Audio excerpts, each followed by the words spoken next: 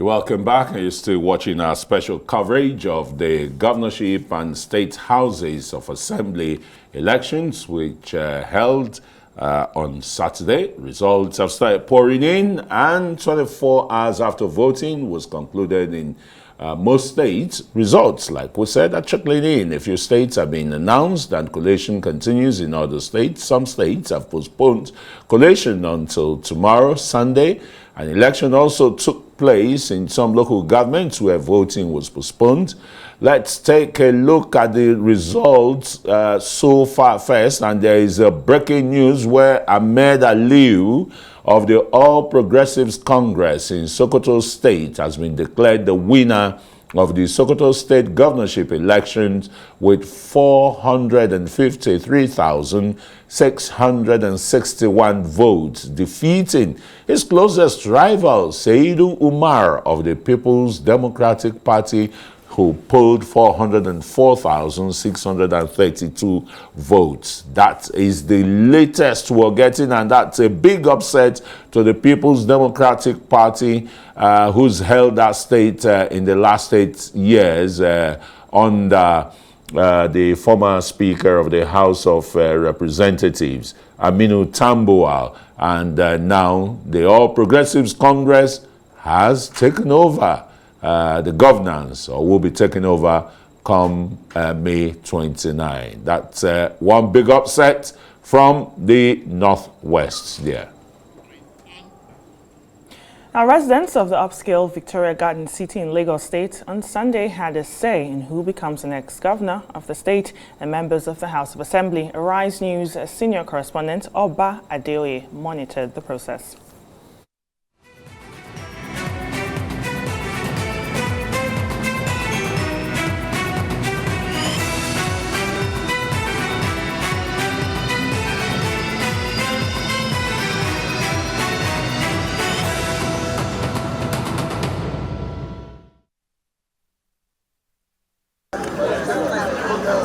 The election was rescheduled for Sunday after residents refused to vote on Saturday because the electoral officers chose to relocate the voting points from within the estate to the roadside. Voters came out as early as 7:30 in the morning to participate in the exercise. As scheduled, voting and accreditation started at 8 a.m. across the 10 polling units in the estate. The atmosphere was calm for several hours, with cool music serenading voters and officials alike as they engage in the exercise. It's not really a carnival. Everyone's just, we're waiting to finish voting. When we finish voting, maybe that's when you see the carnival. But right now, everyone's just voting. We're going to finish voting. We'll wait to defend our votes, to make sure it's counted. We'll make sure it's uploaded. And then, everyone goes to their homes or stay here and have a party if they want. The turnout seems to be a bit lower than we saw yesterday, which is a bit worrying. But it's early in the day, and we're hopeful that people will turn up in larger numbers. It's a process. I mean, from where we are coming from, I think INEC they've done better, and I believe that they will continue to do better. By and large, 60-65% pass mark. Few minutes to 2:30 p.m., the hitherto calm atmosphere got rowdy as agents of political parties and voters disagreed on the interpretation of the INEC regulations on when and how the process should end. According to INEC, the last voter on the queue by 2:30 p.m. should be allowed to vote before the process ends, but it seems some people either wanted to revise that part of the regulation or they had a different agenda in mind.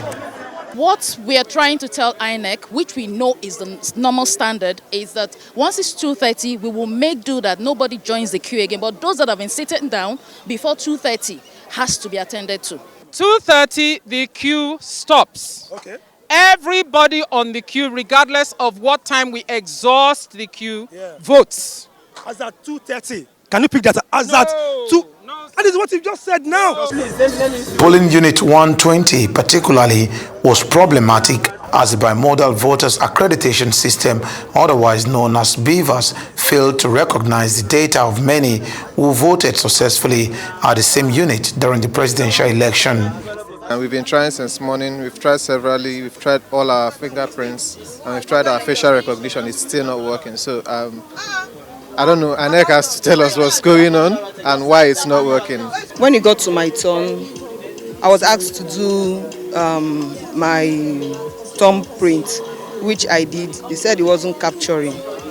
They took snapshots, it wasn't capturing. Thought it was my cap. I removed my glasses, removed my wig. I tied hair tie. Looked the way I was looking that day. It wasn't capturing. What happened? That they checked. That they changed everything. The Beaver, the one, it wasn't the same one they used for presidential. That this one was a new one. On the presidential, I voted, there was no problem. I put my fingerprint, it went once. But now, when I put my fingerprint, it says accreditation failed. You know, it's showing my name, but not my picture.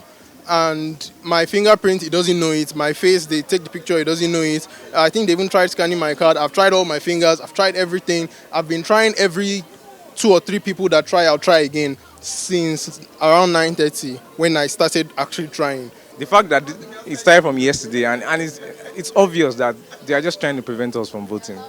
Look at the turnout in VGC. On the presidential, we were certainly above 3,000 that were on this park. So I just pushed it today. Now, if you look around, you see empty seats because most people didn't come. Most people have probably gone to church or have given up on the whole process. So the ones that came now, we can't even still vote completely. So obviously, I'm disenfranchised. Obviously, yeah. INEC says a total of 6,024 voters were registered across polling units in the VGC, but only 5,624 permanent voter cards were picked up before the polls. Oba Adeoye, Arise News, Lagos.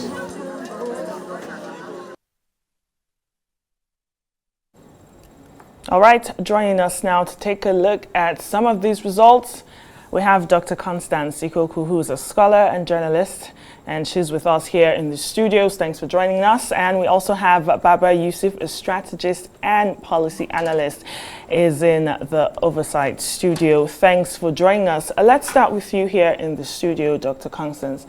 Thanks for joining us. Just off the back of that report of the VGC area in Lagos State having issues with their vote, they were rescheduled to vote today, and you see a lot of people complaining that, look, I voted in the presidential election here, the BVAS accredited me, and now I'm using my fingerprint, I'm using my face, and it's just nowhere to be found, and now they cannot vote. What are your thoughts on that? It's just quite sad to see, isn't it? Yeah, we just heard from Festus Okoye, the spokesman of INEC. It was covered here on Arise, and he said that they had done everything possible to make sure that this round of elections, the governorship and National Assembly, will be hitch-free. There have been many assurances. Government officials in Nigeria are very good in giving assurances. I mean, across the states, there were some improvements. There were still problems like the VGC. The VGC was from yesterday. They could not vote. But it's good that they were given another date to come out today and vote. But at the same time, it's unfortunate that some people could not vote because the BVAS malfunctioned and was not able to accredit them. We had this issue in some other places. I hope that at the end of the day that they eventually were able to be accredited and vote, and they were able to vote at the same time. Well, all right, let's go to the offside studio where Baba Yusuf is. I want you to look at the dynamics of the election results so far, the governors that have emerged. Look at Sokoto State, for example. That was traditionally a PDP state. Now it has gone to the hands of the APC, and it looks as if we're going to see such dynamics, by this time tomorrow. You want to look at Adamawa again. It's neck to neck, but no official result has been released, and it looks as if history is about being made in that state. And you look at Delta states, these are core, Delta state is a core PDP state, and the race too there is tight, and it's like, hey man, the present governor is saying this is my last vestige and I'm not going to let it go. What are your thoughts, with all these dynamics? Interesting dynamics and mechanics of the time. You may also add Kano State looking very interesting there. It's a reflection of the evolution of our polity. Moving on from the presidential election, the politics becomes more local. Indeed, politics is local. And therefore, we are seeing a distilled kind of politics, more closer to reality. It appears from the results, the upsets we are seeing are more to come, both at the governorship level and also to the state legislature. I will come to that later. Reflects that there is a lot of voting along the lines of candidates rather than along the lines of the parties. The people on the ground are identifying with the candidates that they believe, they should align with moving forward. Because if you see the spread, we have about 28 states where governorship elections are taking place out of the 36 states and the FCT. We see, in some cases where during the presidential election, the APC, lost elections and now they are winning at the governorship level, while in other cases, the PDP won at the presidential and they are not getting, it appears they are losing at the governorship level, reflecting, a trend that shows that people are aligning with more with candidates than with political parties. Indeed, one of the critical failure factors is the failure of the internal party politics, which metamorphosed into fallouts of choice of candidates, that at the end of the day are not able to deliver because people refuse to identify with that. You see, interestingly, what has happened in Sokoto, for example. And even in the case of Kano, we saw a lot of heat during the build-up to the primaries in the APC. It appears that has also played a significant role. Of course, the candidature and the emergence of Engineer Rabiu Musa Konkoso in the NNPP as a force has contributed immensely, to this very big challenge, or threat to the APC in Kano. But indeed, the trend shows that citizens are voting candidates rather than political parties. Also, to add to that, at the legislative stage, we see a trend which is very nice, which I like. The youth are taking and upstaging otherwise entrenched, politicians. You see in Kaduna, a candidate, Monira, upstaging a long-standing state legislator. You see a 25-year-old lady upstaging the Speaker of Plateau State. You see a 35-year-old man upstaging the Speaker of Yobe State. Interestingly, also, you see this Rukaiya, a young lady in Kwara, taking the state legislature. So I'm very happy to see this trend moving towards the youth. And with the list I reeled out, we already see 3 females taking state legislature seats, upstaging incumbents, which is also a very interesting trend to note. Baba Yusuf would be going on a short break. When we return, we'll interrogate this more so that we can update our stories on the governors that have emerged so far. Stay with us.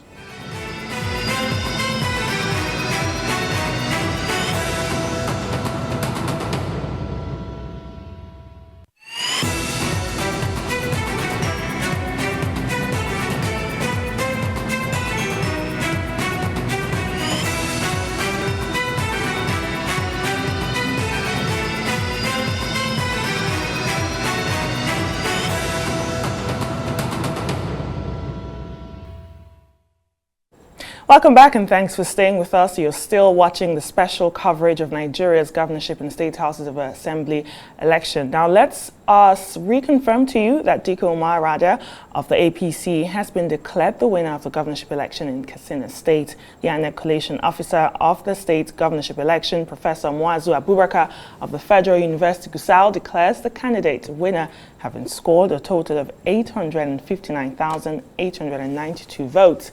PDP Senator Yakubu Lado came second with 486,620 votes, while Nura Khalil of the NNPP came second with 8,264 votes. PRP's governorship candidate Imran Jino came a distance fourth with 4,226 votes. And also in Jigawa State, Umaru Namadi has been confirmed winner of the governorship election. Namadi of the All Progressives Congress scored 618,449 votes to defeat his closest rival, Mustafa Lamido of the People's Democratic Party, who recorded 368,728 votes, 726 votes, I beg your pardon. And in Gombe State, Governor Inua Yayaha and governorship candidate of the ruling All Progressives Congress has won the Gombe State governorship election. INEC returning officer for Gombe State, Professor Menua Waziri, declared Governor Yahaya winner, having scored a total of 342,821 to defeat PDP's Jibrin Bade, who scored 233,132. And you have NNPP's Kamisu Mailantaki, who polled 19,861. Now, the governor, in his acceptance speech, says the victory is for all citizens of the state, assuring them that the next 4 years will be added dividends for the people. To the north-central state of Kwara, Governor Abdul Razak Abdul Rahman has won re-election as the governor of the state for the second time. Abdul Razak, who contested on the platform of the All Progressives Congress, polled 273,424 votes to beat his closest rival, Yaman Abdullahi of the People's Democratic Party. Now, Maimala Buni is the winner of the election in Yobe State. Buni of the All Progressives Congress scored 317,113 to defeat his closest rival, Sharif Abdullahi of the People's Democratic Party, who scored 104,259 votes. Okay, we still have our guest in the studios, Dr. Constance Koku, who is a scholar and journalist, is with us. And Baba Yusuf, a strategist and policy analyst, is in our Overflow studio. Let me start with you, Baba. You know, we talked about the dynamics, you know, of the governorship election, and it's even dovetailed into the state houses of assembly elections, and the young ones are really emerging, wanting to really take over leadership and governance and the rest. We didn't see the revolution, you know, that we saw, the phenomenon of the Labour Party at the presidential level. Why are we not seeing it at the local level? It's pretty simple, Christian, because I think it has to do with the strategy of the presidential candidate of the Labour Party, His Excellency Peter Obi. What is his focal point, and then what is the overall strategic political objective of the Labour Party. In fairness to Mr. Peter Obi and the Labour Party, the obedient movement or the Obi phenomenon started pretty much towards the kickoff of the presidential, campaigns and all that, because don't forget it's a takeout of the build up to the primary elections, presidential, at that level with the PDP and the APC and the rest. And Mr. Peter Obi felt that he has a good chance. He has a good chance, and decided to, go for the Labour Party platform. At that time, the overall focus was the presidential ticket and to win the presidency, as the case may be. To my mind, right from then, there seemed to be most likely what is going to play out today, because there wasn't enough time to build the kind of structures you need to drill down, to the local politics to that extent to win such elections at gubernatorial and also state legislature. Of course, a lot of mileage has been achieved by the Labour Party. If we look at the federal legislature and the state legislature. To be honest, it's a shock to a lot of people, the kind of political upstage the Labour Party was able to achieve. But that being said, this is Nigeria, it's a massive country, and to be honest, politics is a game of numbers, and of course, politics is local. There was need for time, for Labour Party to actually marinate into the nooks and crannies, north, south, east, western Nigeria, to be able to make the kind of impact that Labour Party made at the, presidential and National Assembly level, taking it down, deeper at the subnational level.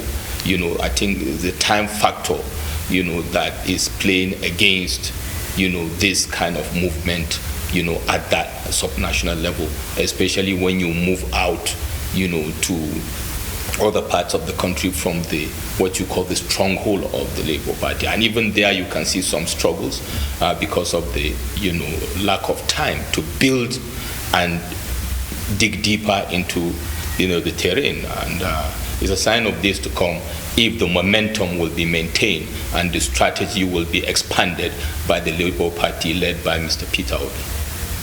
All right, now let's come back to the studio and just speak quickly to Dr. Constance.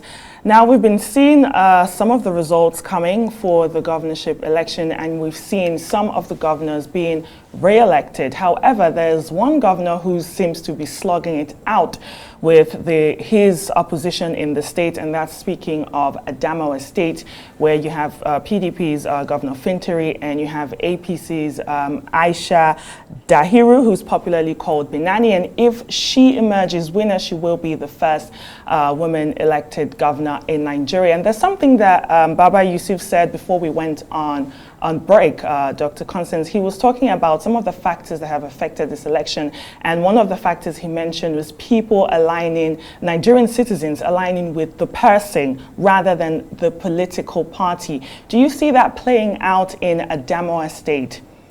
Well, he was correct, because I think that the labor movement sort of brought that out to the fore. The labor movement, a lot of people that were in support of the Labour Party presidential candidate Peter Obi did that because of his person. A lot of those people were frustrated with the PDP and the APC and saw this as an opportunity to get on board with someone who was different and who they thought had more integrity. In Adamawa State, what is ongoing is very interesting. If Binani wins, INEC has not declared the result yet. If she does win, like you said, she will be the first elected female governor in the country. We have had a female governor before in Anambra State. I think her name was Virgie Etiaba. She was deputy governor, interestingly, to Peter Obi of Labour Party. When Obi was impeached. Yes, Mr. Obi was impeached and she became the governor by default. That doesn't take away from her sagacity, because for you to be a woman and run on a ticket with a man in Nigeria, it's something. So, but coming back to Adamawa State, it's a hard-fought battle as we are seeing it. The results are very close between Binani and Finitri. And so if she's able to upstage, that would be a great achievement for women in Nigeria, especially because we have been talking about women involvement and engagement in politics. During the last 8 years, the number of women that have been, whether it's in the National Assembly or State Assembly or governorship or the deputy governorship level, has been very small, and it's not encouraging. There are so many reasons why you don't find women in that space. It's dominated by men, and it's quite expensive to run politics in Nigeria, and sometimes it's not favorable. So that's why you see that the space is not created for women. So we'll be watching to see what is declared. If at the end of the day she wins, that will be a forward march. I reckon that in the next elections in future, more women will begin to try to run for governorship elections. Yes, indeed, more women would definitely be trying to, and that's what the Nigerian political space will be needing. Baba Yusuf, I'm sure you can't agree any less to that, you know. I mean, the kind of one good plus about this 2023 general elections, the couples of the elections, is the surprises, but very dwindling fortunes for women. Would this be, you know, a bar raiser for the Nigerian woman in politics, in governance, in leadership? You know, to respond to that, for me, Inani's emergence is a watershed in the political evolution of Nigeria, to be honest. Because if we step back a little bit, let's not forget that this damsel lady fought very hard to get that ticket. She had to go to the courts, you know, to assert herself as the rightful candidate, you know, for the APC in Adamawa State. The lady, you know, fought gallantly and got that ticket and demonstrated political dexterity, you know, to be given sleepless nights, you know, to the incumbent, as the case is. And to be honest, even if it turns out the other way, Binani will be in history as a woman to reckon with. She has represented the women folk, you know, very well, and indeed at the party. She has become a pride and a model, you know, of, if you like, the new emerging, you know, dynamics of democracy in Nigeria. And indeed, I'm sure it will, you know, imbibe a lot of confidence in other ladies, you know, especially the young ones coming up, to say they have an opportunity, you know, they can assert themselves, and they have demonstrated they can win elections, not just at the smaller strata or to play the second fiddle, if you want, but to be given an opportunity to come to the front line and fight a hard-earned battle and win elections. I believe that in the future we'll see more involvement, and not just involvement, more women coming out and not just participating, but winning election, taking political office. All right, Baba Yusuf, let's just put you on pause there, because we're having signals from Lagos. We're crossing live over to the Collation Center there now, where the REC is going to resume the collation and announcement of results. Remember, we've not gotten the formal announcement. And elections held in all the wards, even though there were some skirmishes here and there, which we were doing during the presentation. The number of registered voters in the local government. Please put on the projector. Thank you. Can you wait a bit for let the projector come up? Thank you.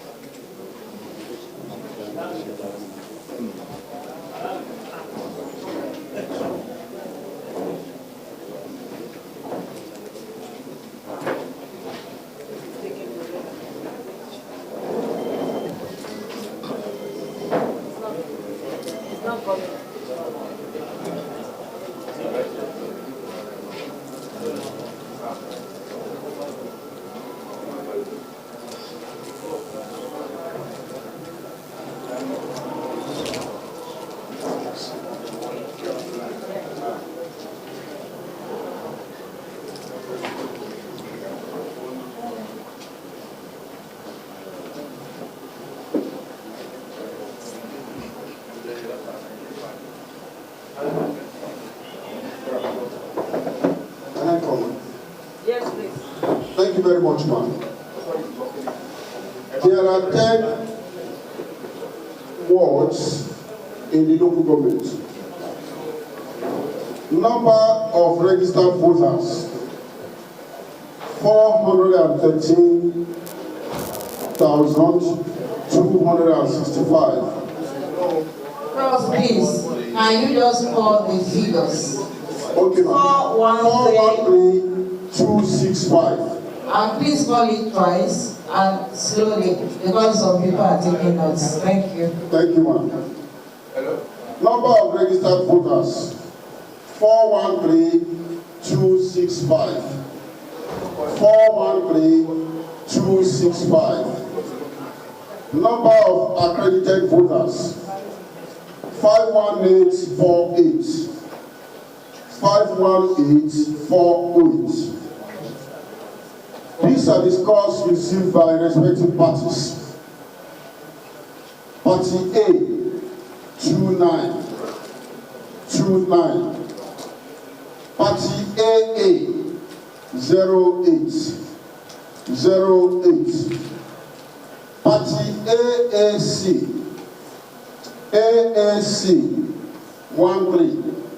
13. Party ADC, 617, yes. Party ADP, 96. Party APC, 25963.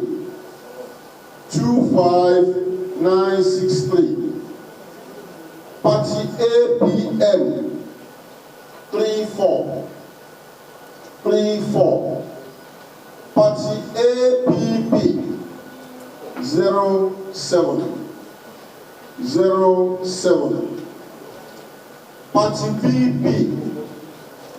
Party BP, 25.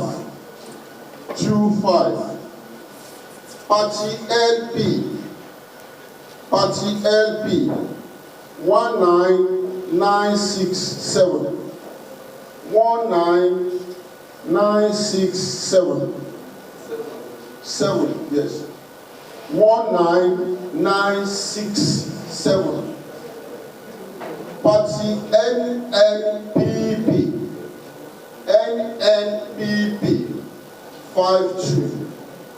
52.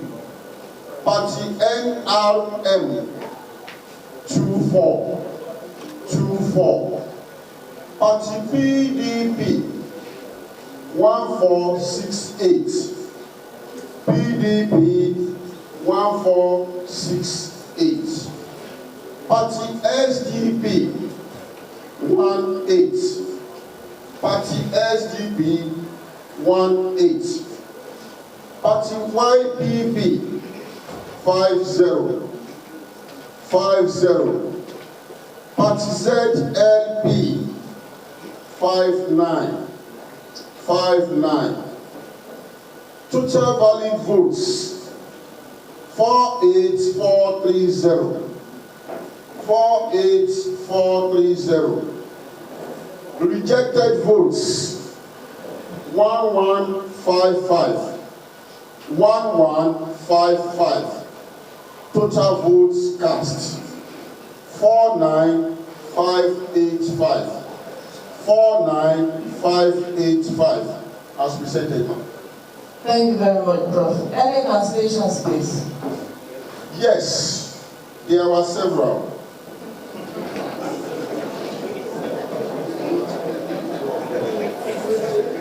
Please go ahead to present them. We had cancellation in parts in 7 of the 10 wards of the local government, ma'am. 28 out of the 725 PUs in the local government were affected. The total number of registered voters in those polling units of the wards are 8396, of which 8070 collected PVC. PVC collection 8070. Ma, the causes of the cancellation were mainly disruption, followed by overvoting, and followed by inability to deploy men and material to some sectors in that order, ma'am. But majority due to disruption. Thank you, ma'am. Thank you. I think we need a little more details on the inability to deploy men to centers. How many centers? You mean to say that elections did not hold in some centers? In some polling units? About 3 polling units, but they were just one. Sorry, Prof, we cannot do about. It has to be. Thank you. So in 3 polling units, elections did not hold. Yes, probably because there was just one candidate.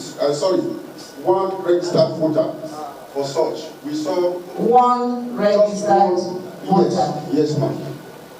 Okay.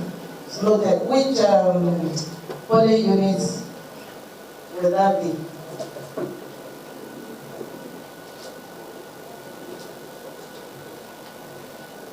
Now I have information that there are 2 polling units with 0 registered voters. So it's not like men could not be deployed to the place, but people did not register. Well, there was yes, ma'am. Okay, so that's not a problem. It's just that nobody registered, therefore there was no need to deploy anybody there. Yes, ma'am. Okay. It was made public before the election. Thank you very much. Okay. So the places where we had cancellations are due to violence and overvoting. Yes, ma'am. Thank you very much. That is a result of idiocy. Do we have observations, questions, or comments? Okay, there's one, somebody has a comment. Can we please get the microphone for, kindly introduce yourself and make your comments.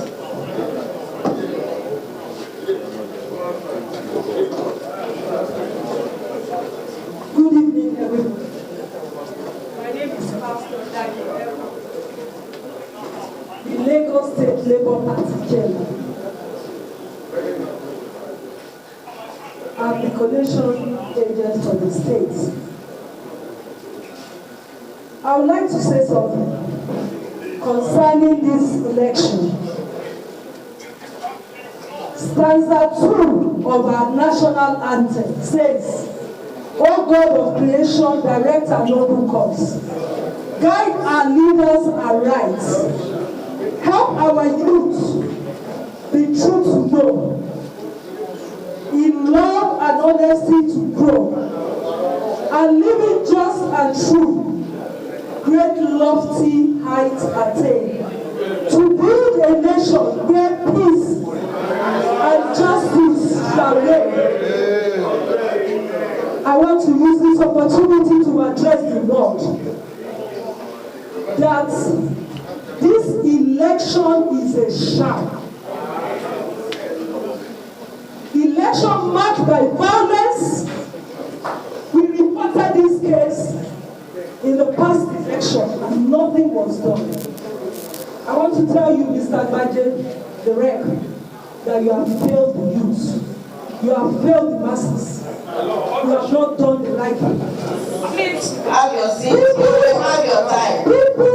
But kindly, madam, do not personalize these matters. Yes, because we want to win and we expect, according to the INEC electoral law, section 128, that it will be looked into and things will be. We lost people.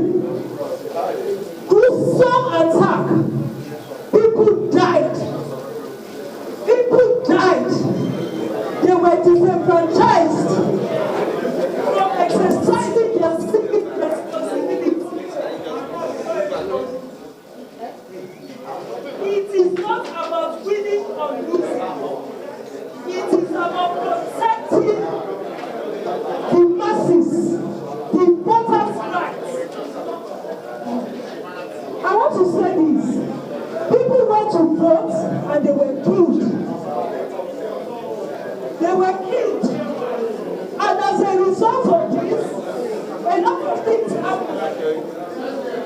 Madam, please, what is the point you are trying to make? What I'm trying to say is that people were disenfranchised, number one. Number two, a lot of the polling units in Alimosho, in most of the local areas, Etiasa, in Bejuleki, we have over 1,000 polling units that they did not allow people to vote. People were suppressed, they were attacked, and then we are saying that the thing should go on like this. I want to say categorically that Labour Party rejects all this, and as a result of this, we demand cancellation of this election, and that is what I'm saying. Thank you very much, Madam. Please, can we have it quiet? Madam has expressed herself, and she does have a right to express herself. Thank you very much, Madam. Well, everything you said is well noted, and I believe that INEC will take it up and will address it. Thank you, Madam. Please do have your seat. I am saying it again. We demand cancellation. We are not part of this. Madam, it is noted. It is noted. INEC knows what to do with the results. And I'm sure all the comments are well noted. All reports, all the security agencies are here, and I'm sure they will also give their reports. In the meantime, we just go on with the process.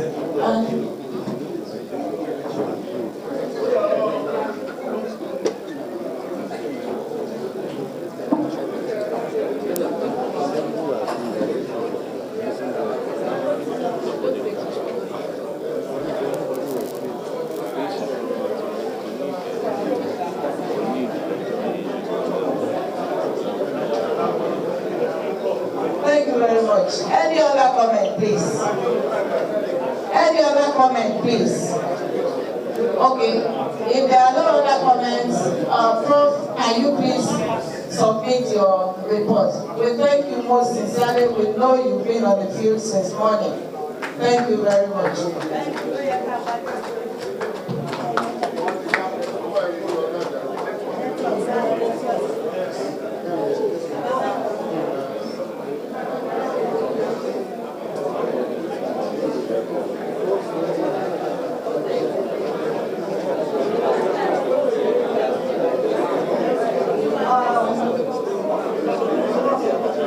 At this juncture, please. We were on 5 hours break, or no, about 8 hours break, and we are back. I want us to please take 2 minutes, if possible, to check that our addition is still going correctly. I'm sure some of us had the earlier report, but please, let's just take, which one is? Etiosa. Please take us to Etiosa. Okay? And then we can take, where is this? We can take any of the, please go up, just go up so we'll see the parties. Thank you. Etiosa. Okay? Can we take any of the values off? Just go on. No, we have to see the total. While you are taking it off, our eyes must be on the total.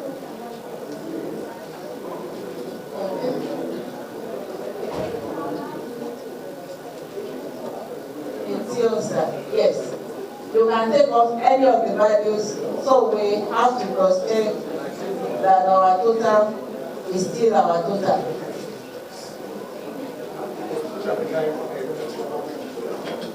Well, we can't see the Etiosa is what column? 17. Okay, 17. Yes. Thank you very much. So which one are we taking off? Take the 50 of YPP. Is it the same YPP 50?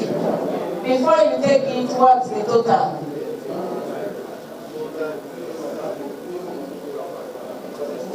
Total is 48. is 49585. So if you take 50 of 49, okay. So our total is correct. Can you please replace the 50? Thank you very much. Just to be sure that we are still fine. Okay, so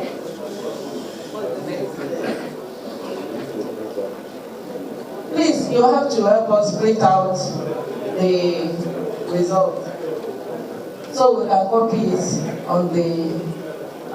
Can you make it a bit smaller so that one or two persons can have a snapshot? Because it's going to go away with the laptop, and we want to be sure that our result, when it comes back, is our result.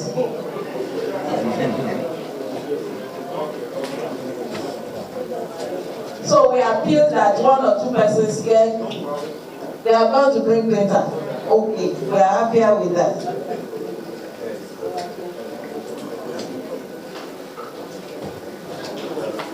This is from EC8D.